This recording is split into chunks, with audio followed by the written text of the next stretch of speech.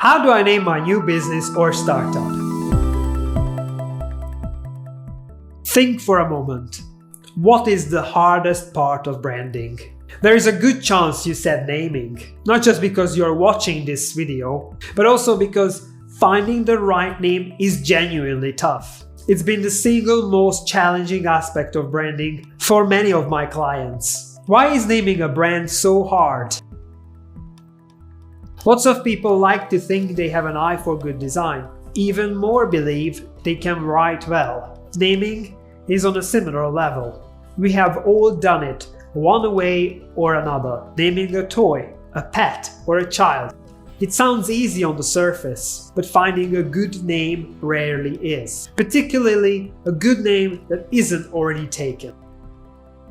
Names are very subjective. It's better to have an objective list of requirements before embarking on the mission of finding one. You need to envisage the future too. How will the name influence your startup as it develops? How do you find a name for your new business? Number 1. Do your research. I assume you've already figured out roughly what your business does. Make sure you do your research and understand your industry and market. It's helpful to learn from competitors' successes and mistakes. Try to establish which names resonate more with your target audiences. Number 2. Establish criteria. You need an objective list of criteria that your name should meet. What works and doesn't differs from business to business. Number 3. Generate lots of names. There is no shortcut. You'll have to bring lots of ideas to the table. Keep in mind that at the end of the process, you need a unique name and an available domain address. Single word names are really hard to come by, so try made-up names or mashups, 2-word names or different domain extensions.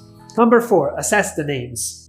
Once you have 30 to 40 name candidates, these don't need to be perfect, check them against your criteria. Get rid of anything that doesn't fit. If you don't have anything left, you will need to repeat step 3. Number 5. Test in context. Do you have at least 2-3 names still intact after the previous step? Try to write a few sentences with them. Drop them into some visual mockups too. Say them out loud. How do they sound if you answer an imaginary business call? How do they look? Number 6. Share your ideas with the people whose opinions you trust. A good name should be self-explanatory. If they don't get it without a lengthy description, you might need to try again. Repeat until happy, or your deadline. You might not immediately find the right name for your business, but equally, you might never arrive at a name that everyone falls in love with. It's difficult but necessary to have a sense of when to stop. How do you spot a good name? Here are some ideas for what your criteria could cover. Your brand name should be relevant. It should stand out, but also feel right for your industry, your audience, and your business. Your brand name should match your identity. Few people can come up with a strong name without working out a brand strategy first. You need at least a workable brand purpose and a set of values to assess any name ideas against. Your brand name should be easy to explain. The name doesn't work if it takes more than a sentence to explain it. Better, it should explain itself. Your brand name should be short and easy to spell. This is for practical reasons. You shouldn't expect people to remember a complex name or know how to spell something that's not obvious. It's best not to go over 3 syllables. Your brand name should be future-proof. Your business will change and your brand will probably need to evolve too. It's best to pick a name that's broad enough. Don't go for trendy names or spelling that might go out of fashion. A distinct and focused brand identity will help you craft a unique name. .com or no .com. Having a good domain is definitely a criterion too. The .com extension has a sense of authority and credibility.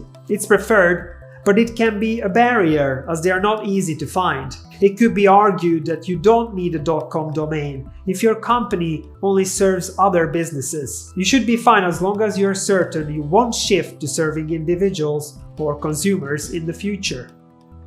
Don't expect love at first sight. We often hear, I'll know it when I hear it. In fact, it is rare. There are well-known brands today that started out with questionable names. Brands gain meaning over time. Remember, we always see names in context too. They can make more sense as part of a bigger picture than they do in isolation.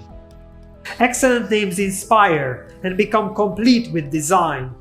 Allow time for your brand name to live, breathe, and absorb meaning. Are you ready to develop a unique brand name? Drop me a line to find out how Brand Purist could help you.